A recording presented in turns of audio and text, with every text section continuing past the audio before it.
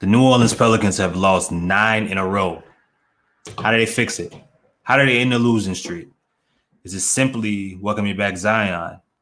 Is it Brandon Ingram playing better basketball? Do they need to make trades?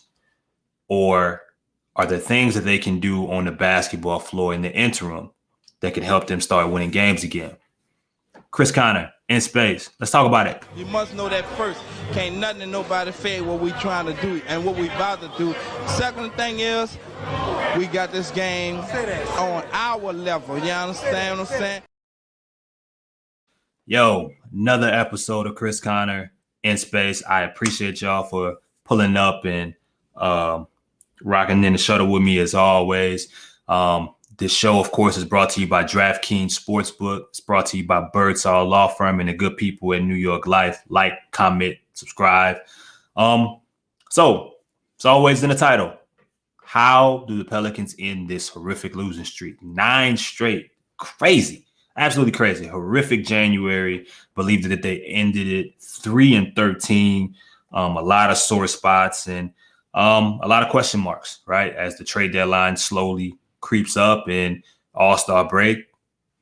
You know, hey man, optimism isn't the highest, but I'm solution based. That's just how I am. I try to keep things balanced as always. You know, I see both sides of a lot of different debates and conversations and arguments that take place, but I'm always looking for solutions regardless of what I have in front of me, regardless of the field or, you know, if I play spades, I don't care if I got 2 books. I'm thinking about how I can get 6. That's just how I look at it. Whatever's given to me, I want to make the best of it. And so does his team right now. So I pretty much got 3 ways or 3 things that the Pelicans can do to kind of end this losing streak. And, you know, I'm going to share them with y'all here. So some of these things are self-explanatory, but, you know, I think sometimes we get into these conversations to where we feel like it has to be one thing. I don't know if it always has to. Sometimes it could be a mix, or, you know, the answer could be right in front of you and we just don't see it because the team is struggling. Kind of is what it is. But first way the Pelicans can end this losing streak. Offense. And that's generic, right? Because your ultimate goal is to win, is to score more points than your opponent. But I don't think people realize how bad this team was offensively, man. I mean, in the month of January and during this losing streak, they were averaging, I think I got it here somewhere here. They were averaging like 108 points per game. Yeah, 108. The months prior, 118, 116, 118. Big drop off. And listen, that happens when you're missing Zion. But welcoming back Brandon really hasn't helped it. They've been horrible offensively, at least to their standards. Not shooting the ball well from deep either. I think the assists are down again. And that's just a bad recipe, man. I mean, they shot 34% from 3 for the month of January. It just everything, almost anything that you could pick, field goal percentage was down. Everything that would help this team, rebound, so many different things. They weren't doing anything well offensively. And, you know, you hope, and as we lead to Brandon, because can't have the show without talking about Brandon Ingram's been struggling. It's been 2 months off. And, hey, man, people, there's a side that don't want to hear that you're rusty, that you're working back things. But then there's the reality of you take 2 months off doing anything, there's going to be a transitional period of getting back to your rhythm, getting back to doing even the most simpler things again. And you see that in even shots that Brandon should be able to make in his sleep, that I'm sure he makes in practice, that he's been missing during this stretch. Starting off he's had a few good first quarters in which he started off to, whether it's been passing the basketball or scoring the basketball, and then he hits a wall and he's never really able to find himself. But he did have 9 assists in the Denver game, it's currently 126. That's the kind of the after effects of having a 9:00 game for me doing this show. But yeah, I think the assists were there. I thought the idea, he started to look a little bit more shifty, or a little bit more comfortable getting into some of his favorite shots and selections. Some of the things just weren't falling, flat on layups, free throws, a couple mid-range shots that, it's going to take time, man. And I know people like we hate patience is the dirtiest word you can use when it comes to sports. People don't really have it. And with Brandon, man, it's a touchy subject for a lot of reasons, but he's not going to be this. He's not going to struggle like he is right now forever. I think he will figure it out. That's just how I see it. And they're going to need him too, because offensively, I think you're looking at some indecision, some confusion with Jonas Valanciunas right now, some inconsistency there with how the team uses him and what matchups he's able to dominate versus others. You look at, of course, you're missing Zion, and look, man, CJ McCollum went through a decent stretch where the dude was supposed to be a third option, has been a 2 and been a 1 for maybe longer than even he anticipated, and he really started to pick it up. Right around the time Zion started to get things going as well, when the team was playing really well, we saw CJ break records and do all type of things. And even shortly after Zion went out, he was playing well. Well, now he's hitting a wall again. I mean, these things catch up, and he looks like he's tired, and like a few other guys could use an extended rest, a break. But yeah, man, I mean, when you're still, Trey Murphy had a rough month. We saw Herb Jones have his best game of maybe the season, and that was really good to see. He looked like the best player on the floor against Denver. That was great. Can he keep that up? But can you depend on that right now? Should you have to? Probably not. Should you have to depend on Trey Murphy scoring 15 points, even if that should probably be an expectation with some of his gifts? Okay, maybe. There's, the list goes on. Jose Alvarado, Larry Nance has had, I think, the last night against Denver and his night against the Milwaukee Bucks with a few guys out, was probably back to his best 2-game stretch that we've seen from him in maybe a month, 3 weeks of sorts. So that was nice to see. But you have a lot of different other individuals that are streaky that you depend on them to do other things. Your heavy lifting comes from one guy that we hope to see back very soon in Zion Williamson, and CJ McCollum, and Brandon Ingram. You're really going to only go as far as they take you down this stretch.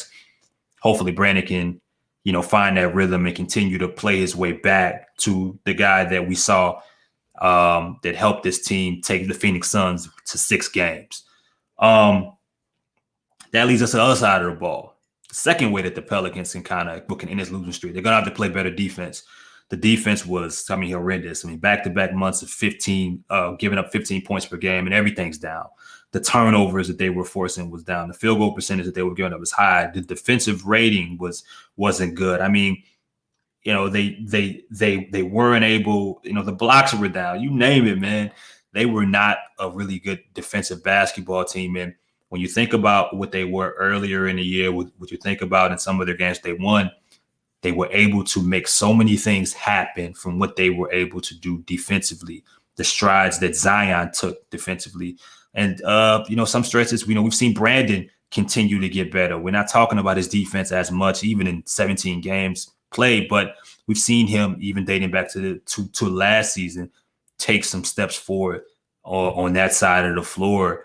Herb Jones, again, has been phenomenal. Even if he's not up to everyone's standard, think he should lock down everybody, even if it's a superstar.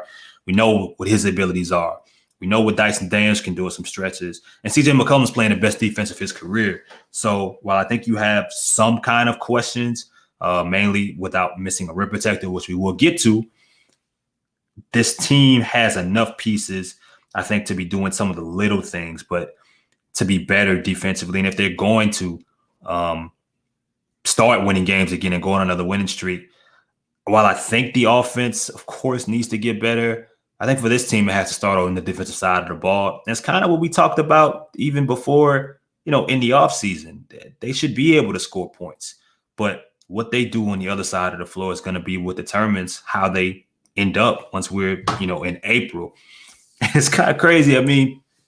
You have your worst defensive month. You have your worst offensive month. You should be a bad basketball team.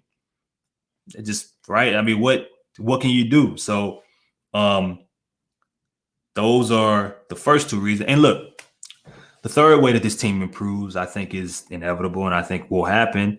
I do think that some roster upgrades are in order.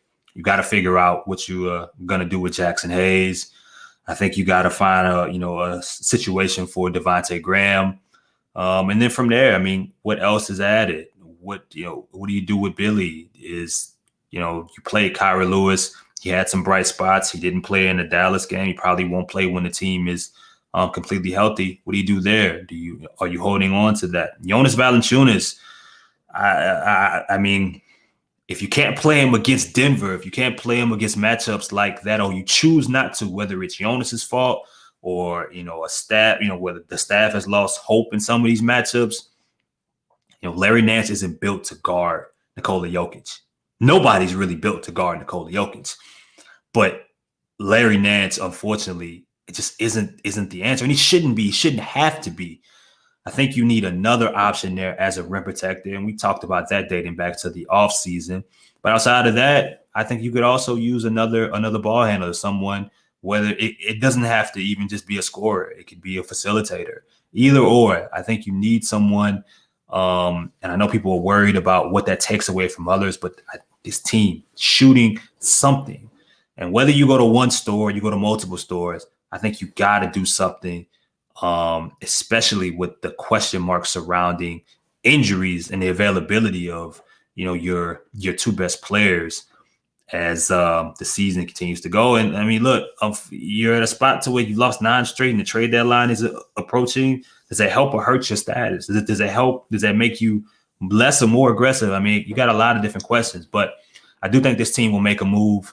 If I had to bet based off of what I heard and where I feel like it's going, I feel like it's either going to be Gary Trent Jr. or John Collins, and we'll see if they add beyond that. But those are two names that I just keep circling. I would love it to be OG Anunoby, personally speaking. I think everyone knows that, but I think everything that we've heard, we've seen in action about David Griffin tells you he's about value, and I know we've seen a lot of that talked about on Twitter as well. He's a value dude, and OG Anunoby, I don't think is going to come cheap. I think a lot of teams will want him, will be, a bidding war of sorts. If Toronto even decides to move him, will take place.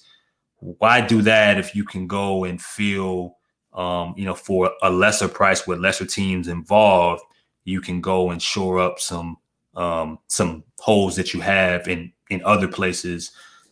By going to another team, or just picking a different player and centering it on that. So, and the last reinforcement, of course, is Zion Williamson. I mean, if you didn't know what a superstar was, I tweeted it before. If you didn't know what a superstar was, man, I mean, his emergence, you watching him play was one thing.